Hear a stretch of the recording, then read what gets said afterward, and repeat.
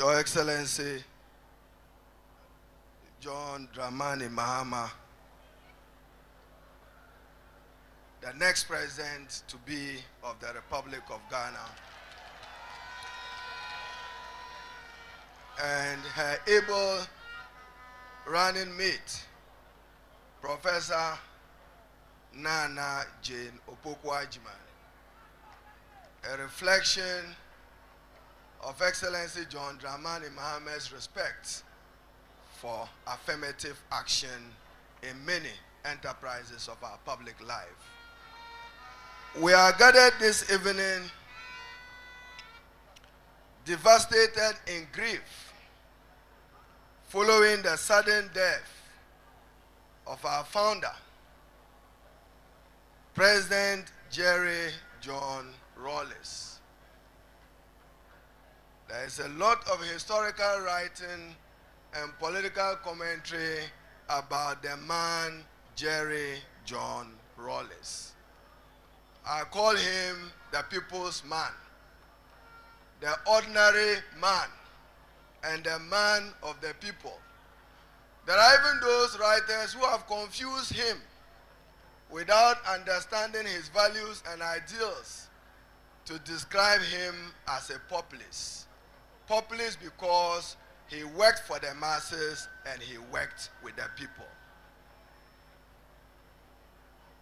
For the young generation in the NDC, particularly my colleagues, who belong to the second epoch of the Jerry John Rawlings history making, we were not part of the revolution. We were not part of the military actions. We are part of his democratic Ghana. So for navigating the difficult waters of militarism to multi-party constitutional democracy, it remains his enduring legacy to Ghana. That gesture of free, fair elections, in the words of Ali Mazuri and Shillington, without attempting to manipulate the system, without attempting to amend the constitution to give himself an additional term, only manifests a commitment to what we have today, a peaceful, stable, democratic Ghana, thanks to the visionary leadership of Jerry John Rawlings. As we eulogize him today, there is no shortage of essential foods in Ghana today. Even kinky and fish is available. Not to talk of milk, not to talk of bread, not to talk of sugar. The question is not its availability, but its affordability. Excellency John Dramani Mahama, when you come, as you will do come, to leave the legacy of Jerry John Rawlings will be to make those essential commodities affordable, but not just available to the masses of Ghana.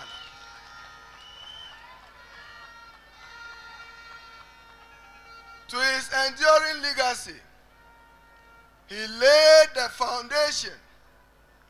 Today, even some political parties have sought to borrow from him quietly, saying that they are liberal. If they go back to memory lane, it is to the credit of Jerry John Rawlings that he opened up the state of Ghana to private sector participation with his economic recovery program. Therefore, he liberalized, in some sense, even with state dominance, the economy of Ghana that we have inherited today. He's made his contribution remarkable to the social, political development of our country. I cannot conclude eulogizing Jerry John Rawlings, but by quoting him, that let his legacy see the NDC and Excellency John Dramani Mahama win the 2020 election, upholding his fundamental values of probity, justice, and accountability. Let the 8th Parliament usher in Dr. Zenator, The people of Osuklote, we need her in parliament to let the Rawlings legacy live in parliament.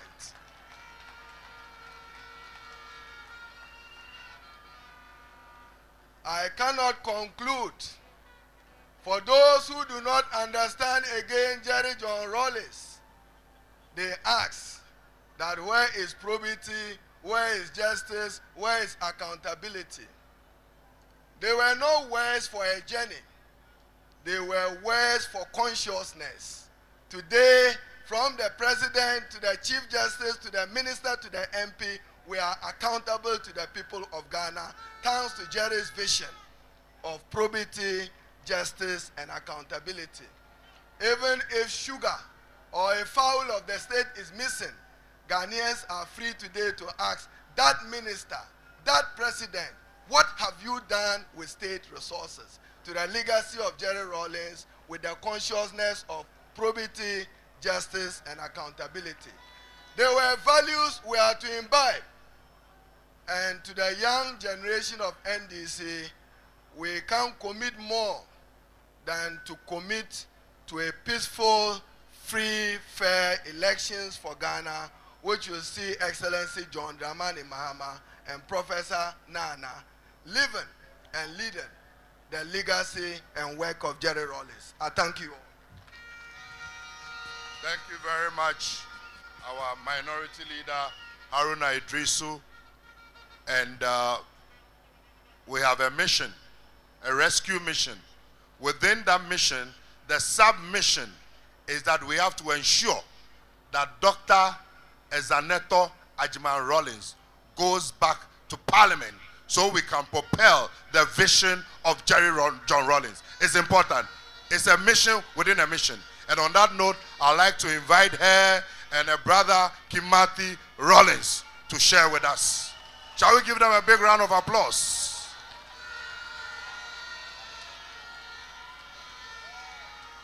Lovely children. Beautiful daughter. Handsome son.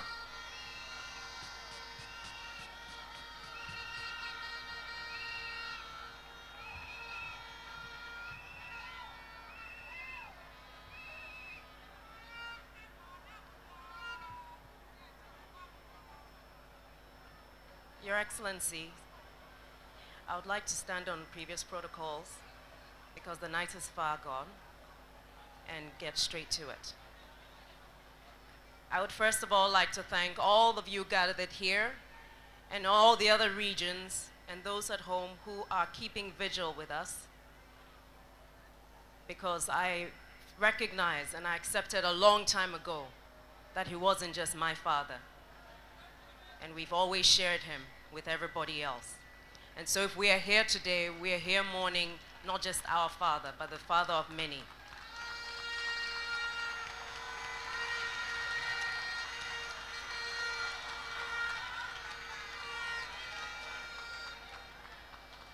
I would like to read from the Bible a couple of verses that came to me as I was told that I needed to come here and speak. And I read from Ecclesiastes chapter 3. For everything there is a season and a time for every purpose under heaven. A time to be born and a time to die. A time to plant and a time to pluck that which is planted. A time to kill and a time to heal. A time to break down and a time to build up. A time to weep and a time to laugh. A time to mourn and a time to dance. A time to cast away stones and a time to gather stones together. A time to embrace and a time to refrain from embracing. A time to seek and a time to lose. A time to keep and a time to rend. And a time to sow. A time to keep silence and a time to speak. A time to love and a time to hate. A time for war and a time for peace. What profit hath he that worketh in that wherein he laboureth. I have seen the travail which God hath given to the sons of men to be exercised therewith. He hath made everything beautiful in his time. Also he hath set eternity in their heart. Yet so that man cannot find out the work that God hath done from the beginning even to the end. I know that there is nothing better for them than to rejoice and to do good as long as they live. Most of the previous speakers have spoken about the values and principles that my father lived by. Values and principles which, within his power, he did everything to instill within the government that he led. An inclusive one, which even before the era of constitutional rule, understood the value of everybody's opinion being part of decision making. As we stand here today to honor his memory, I will leave you with a quote from my father. We often get lost in the games of politics and often forget our North Star should be our principles, values, and kindness to one another. We often get lost in the games of politics and often forget that our North Star should be our principles, values, and kindness to one another. In many ways, this is summed up by the golden rule, that we treat each other as we would love to be treated. I pray that as we enter this period towards the election on the 7th of December, that we let these values live within us and we absolutely protect what we have as a nation, because that is how we will honor his memory. I thank you, and God bless you all.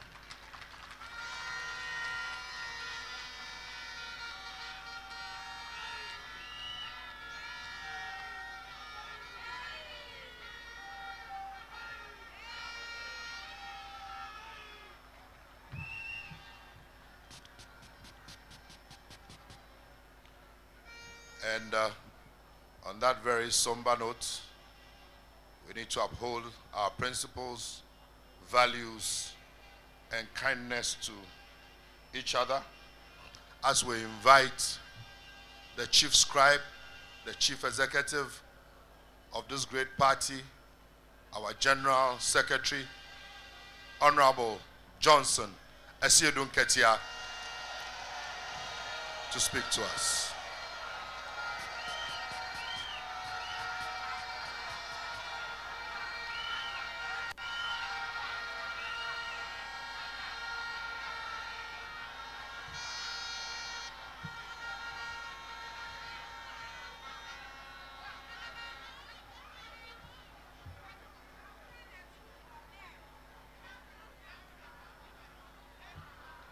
Your Excellency, former President John Dramani Mahama,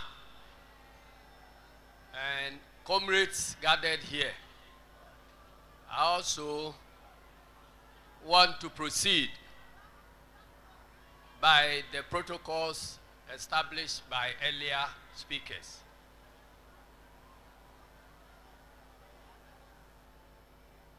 I want to begin by asking a very simple question. And that is to say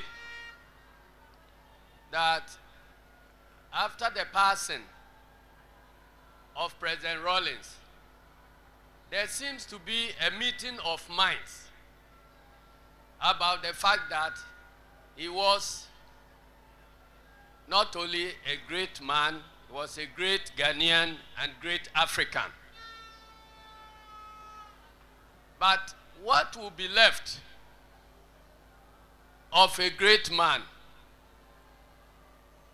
if his great works are taken away from him?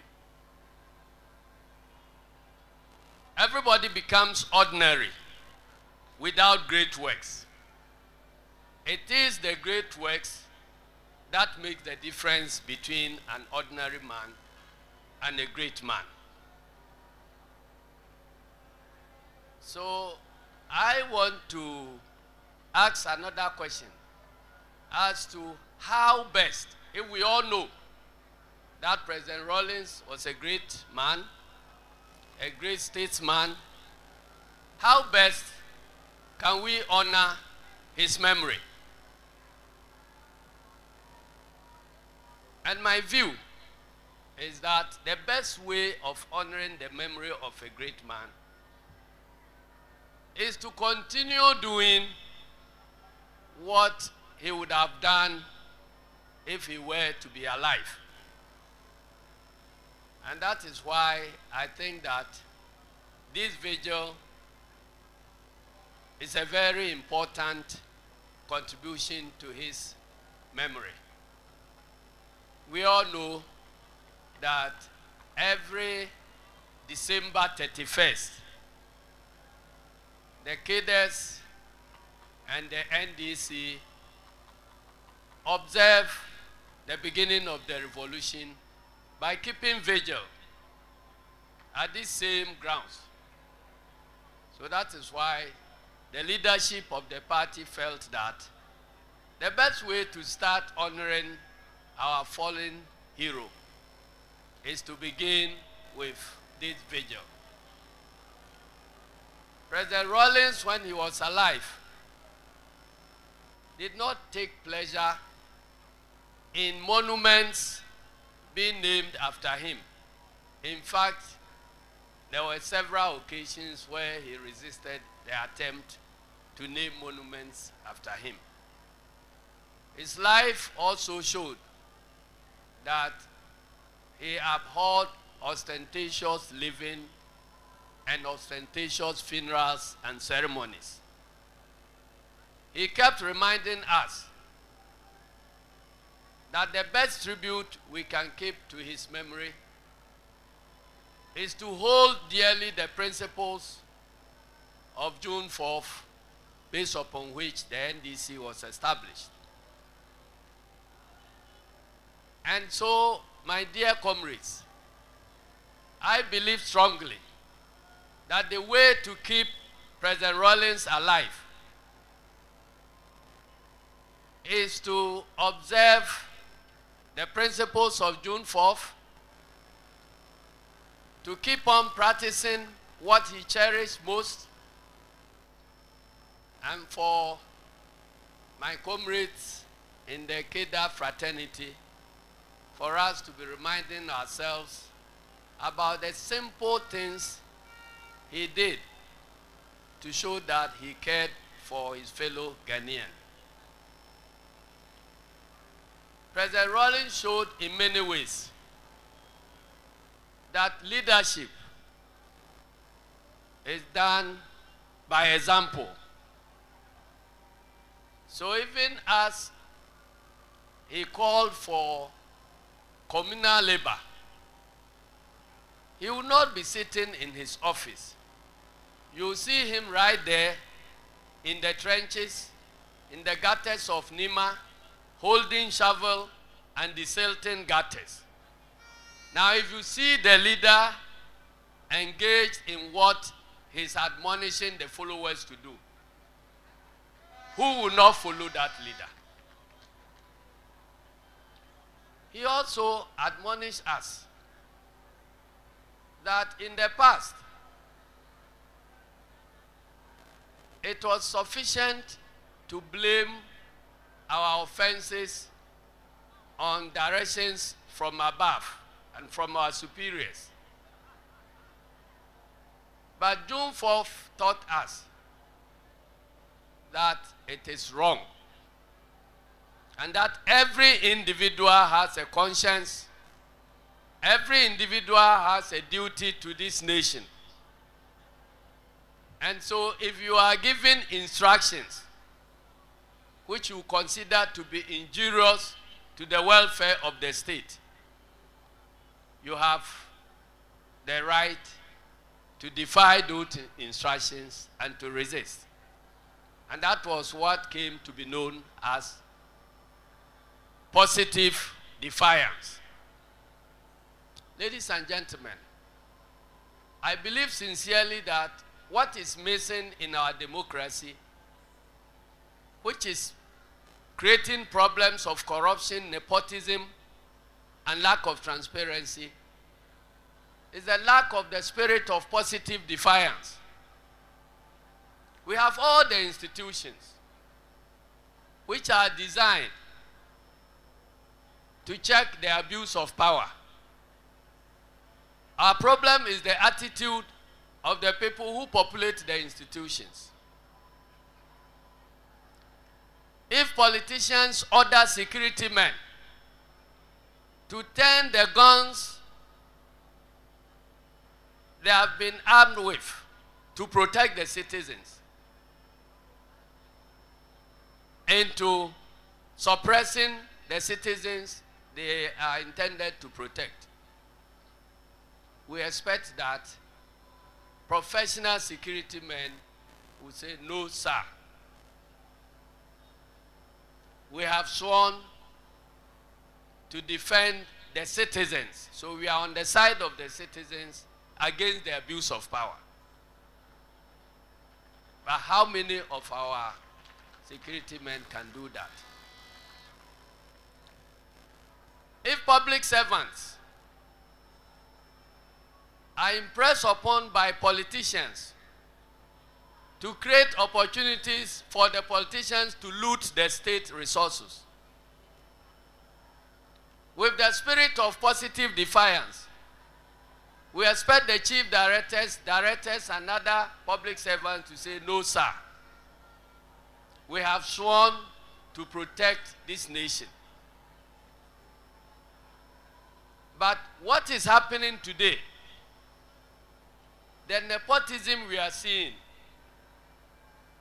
the corruption we are seeing, which in several ways can be said to be worse than what prevailed before the June 4th. It is happening because we have abandoned the important principle of positive defiance. So the best way to remember President Rawlings is for us to go back, not to be reciting the principles, but to find out what those principles mean to our democratic survival, and to pledge to live by them. The first few people who want to practice positive defiance may suffer for it, but eventually they will prove to be martyrs who have sacrificed their lives to save this, our democracy.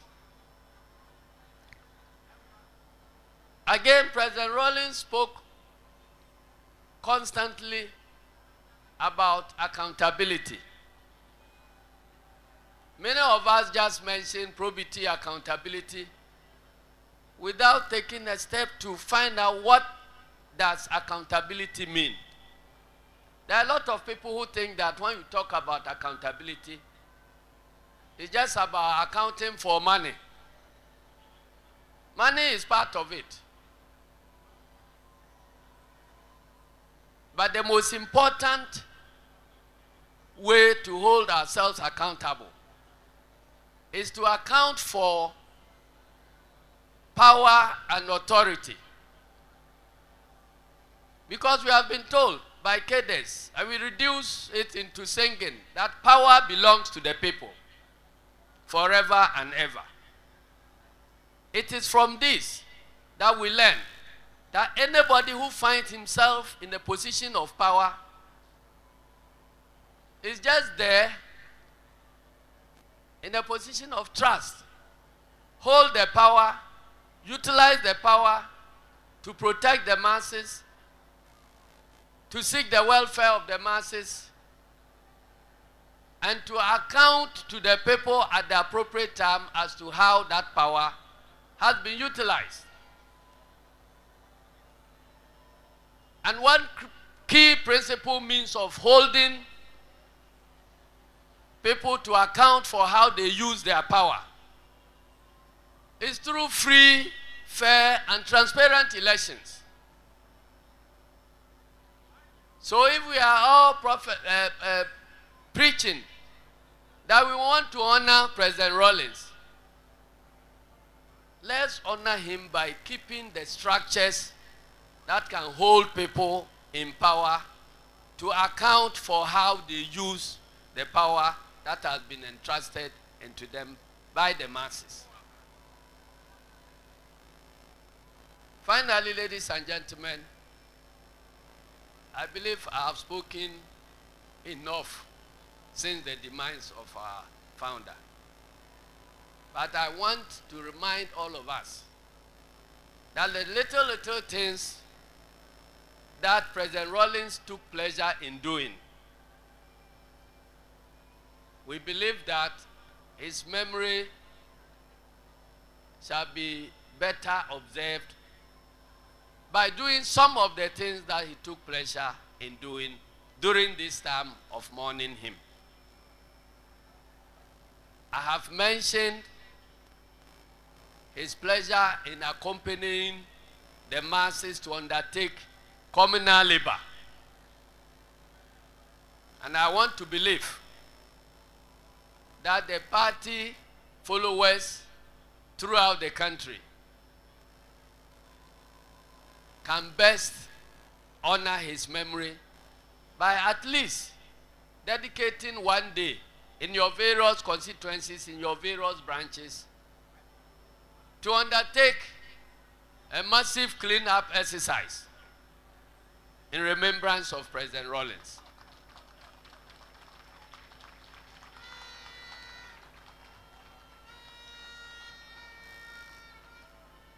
On the eve of every June 4th celebration,